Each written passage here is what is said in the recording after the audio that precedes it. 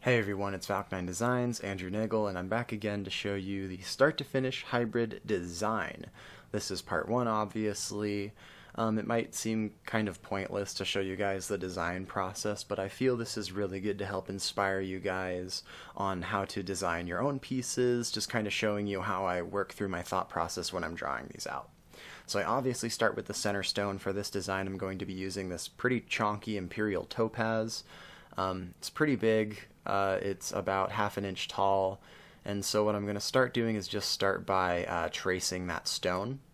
This is how I start all of my pieces. Generally I just pick a stone and I design around that. I haven't done many designs other than just like my, solid sterling silver designs that were based around just a metal design. So when I'm designing with a stone, I generally start with that. And so this outline is also representing the bezel that I'll be creating for setting the stone. And then on the outside here, I'm going to be doing a curved line. This is going to be a half round wire. And as I'm drawing it, I do think that out. I think of what type and size of wire I'm going to be using. And as I draw this curve up here, I'm seeing how the chain might sit through, and I don't think I'm going to quite do that. I'm probably going to do like a dangle bail that I did not add into the drawing, but that's okay. You'll see that process too. I'll show you guys that once I build it. And so I was starting a second line here, but one thing I've wanted to always try is to incorporate a small little coil. And so I'm going to build a little coil and probably solder that onto the sterling silver sheet that we have on the back. That will be the whole, basically skeleton of this piece. So for this line on the outside, I'm planning on using a 21 gauge square, maybe a 20 gauge square, just depending on what I have around and what looks best with the half round wire. I'm drawing this on the outside, and I'm planning on doing little curves, and these will be connected with 30 gauge round wire. I don't draw in the 30 gauge lines, I just kind of design that part as I'm building the piece. And so I'm thinking I want to do a slight curve down here, and that'll probably be soldered to the frame as well, or down to that sheet that builds the back of this piece. And so I'm thinking I want to start a line over here that will follow this half round up, and then also be the line that feeds into the bail as well. I'm kind of drawing a thin outline of what I think my sheet might look like for this design. I don't want it to be super dark just because I'm drawing over it as well. I just want to get an understanding of the general shape I'm planning. And so to balance this out, I'm going to have another half round wire on the left side, probably a 14 gauge, but maybe a 13 gauge as well, just to keep it truly even. And then I'm also drawing a stone setting. This is going to be a tube setting that is sitting right above the imperial topaz.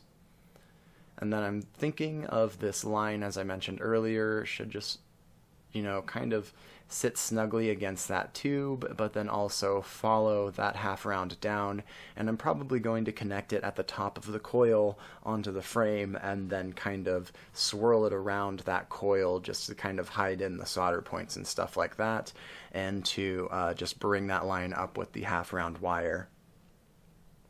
So then the other thing I'm doing is bringing a 21 gauge down on the left side, right onto the side of the half round wire. That'll be kind of balancing out this design. And then on the bottom left, I will be drawing a little tube setting down there, so that way we can set another stone into the bottom of this piece.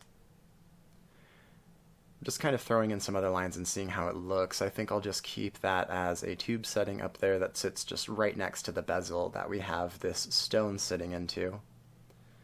I want to keep as much of it exposed as possible and just set it in with the bezel and just have a nice, bright crystal right in the center of this. I'm doing a little kind of web weave coming out of the top there, and I'm thinking instead of doing just one line, I'll be doing two 21 gauge or 220 gauge square wires that kind of feed into the back behind that coil, soldered down to the sheet, and then they'll come out and make those swirls that you see there that I just drew in. And yeah, I thought that might just kind of break up that line a little bit more and add a bit more of an element of detail. And yeah, once I've finished up my lines, I start kind of playing around with stones. This is a rhodolite garnet that I thought would pair nicely with this. I'm thinking of also doing a yellow sapphire with this stone as well, but I'm not 100% sure. I also have these Savarite garnets. I honestly think I'll probably be leaning this way, but let me know what color scheme you all think works best in the comments. So thank you all so much. I'm thinking of moving the videos to Monday, and so it'll either be Saturday or next Monday where you will be getting part 2 of this tutorial where we start working on the sheet for this piece. Thank you all so much and have a wonderful week.